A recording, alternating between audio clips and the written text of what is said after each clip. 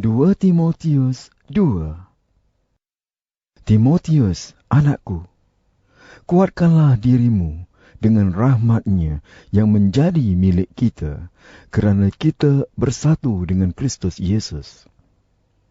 Ajaran yang engkau dengar ketika aku mengisytiharkannya di hadapan banyak saksi, hendaklah engkau percayakan kepada orang yang boleh dipercayai dan yang dapat mengajar orang lain. Engkau juga harus turut menderita sebagai askar Kristus Yesus yang setia. Seorang askar yang sedang bertugas ingin menyenangkan hati komandannya. Dia tidak membabitkan diri dengan urusan orang awam. Seorang olahragawan tidak akan memenangi hadiah kecuali dia mentaati peraturan. Peladang yang bekerja keras patut mendapat bahagian pertama daripada hasil tuaian. Renungkanlah apa yang aku katakan ini, kerana Tuhan akan membolehkan engkau memahami semuanya. Ingatlah akan hal ini. Menurut berita baik yang aku isytiharkan, Yesus Kristus telah dibangkitkan daripada kematian, dan Dia keturunan Daud. Oleh sebab aku mengisytiharkan berita baik itu, aku menderita. Bahkan aku dirantai seperti seorang penjahat. Tetapi firman Allah tidak dapat dirantai.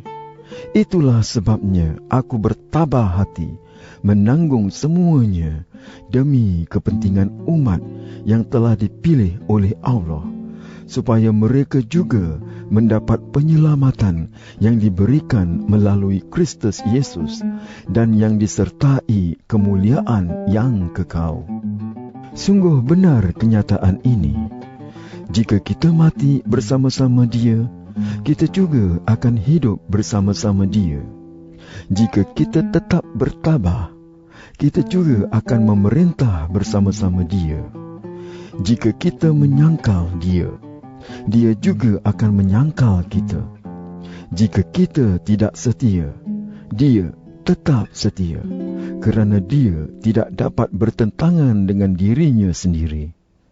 Nasihatilah ahli jemaahmu dan ingatkan mereka di hadapan Allah supaya jangan bertengkar tentang istilah. Perkara itu tidak ada gunanya, malahan merosakkan iman orang yang mendengarnya.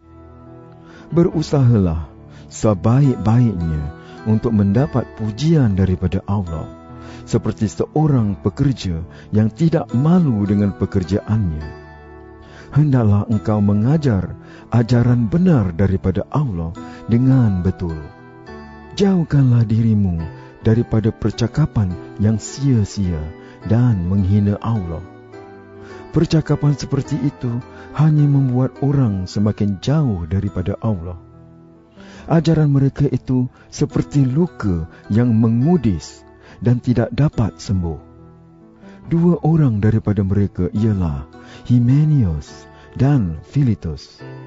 Mereka telah menyimpang daripada ajaran yang benar dan sekarang merosakkan iman sesetengah orang yang percaya kepada Kristus. Mereka berkata bahawa kebangkitan daripada kematian sudah berlaku.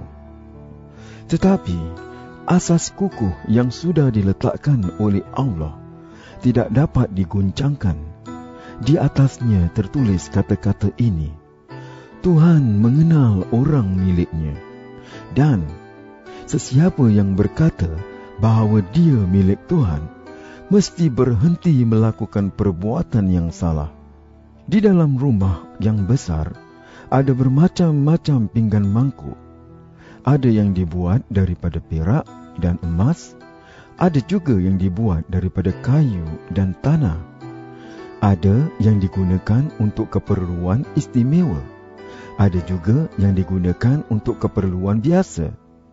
Sesiapa yang membersihkan diri daripada segala ajaran sesat akan digunakan untuk tujuan yang mulia. Dia telah mengabdikan diri kepada tuannya dan berguna baginya. Dia sedia digunakan untuk semua pekerjaan yang baik. Jauhkanlah diri daripada nafsu orang muda. Berusahalah untuk hidup menurut kehendak Allah, setia kepadanya, mengasihi saudara seiman, dan hidup damai dengan mereka.